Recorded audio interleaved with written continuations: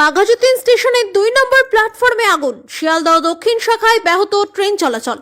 সোমবার সপ্তাহের প্রথম কর্মদিবসের সকালে বাঘাযতীন রেল স্টেশনে অগ্নিকাণ্ডের ঘটনায় চরম ভোগান্তির শিকার হলেন নিত্যযাত্রীরা। আজ সকাল আনুমানিক 6টা নাগাদ বাঘাযতীন স্টেশনের 2 নম্বর প্ল্যাটফর্মে থাকা একটি কাপড়ের দোকানে হঠাৎ আগুন লেগে যায়। মুহূর্তের মধ্যে আগুন ছড়িয়ে পড়ায় আতঙ্ক ছড়ায় স্টেশন চত্বরে। অগ্নিকাণ্ডের জেরে নিরাপত্তার স্বার্থে শিয়ালদহ দক্ষিণ শাখার ডাউন লাইনে সাময়িকভাবে বন্ধ করে দেওয়া হয় ট্রেন চলাচল। প্রায় 8 ঘন্টা ট্রেন পরিষেবা সম্পূর্ণ বন্ধ থাকায় তার প্রভাব পড়ে আপ লাইনেও। একাধিক লোকাল ট্রেন বিভিন্ন স্টেশনে দাঁড়িয়ে পড়ে। সোমবার সকালের ব্যস্ত সময়ে এই ঘটনার ফলে অফিস যাত্রী এবং নিত্যযাত্রীদের মধ্যে চরম সমস্যার সৃষ্টি হয়। খবর পেয়ে দ্রুত ঘটনাস্থলে পৌঁছায় দমকলের ইঞ্জিন। প্রায় 8 ঘন্টার চেষ্টায় আগুন নিয়ন্ত্রণে আসে। অগ্নিকাণ্ডে দোকানের ভেতরে থাকা কাপড় এবং অন্যান্য সামগ্রী পুড়ে ব্যাপক ক্ষয়ক্ষতির আশঙ্কা করা হচ্ছে। তবে এই ঘটনায় কোনো হতাহতের খবর নেই বলেই প্রাথমিকভাবে জানা গিয়েছে। আগুন লাগার কারণ এখনো স্পষ্ট নয়। গোটা ঘটনা তদন্ত শুরু করেছে রেল কর্তৃপক্ষ এবং দমকল বিভাগ।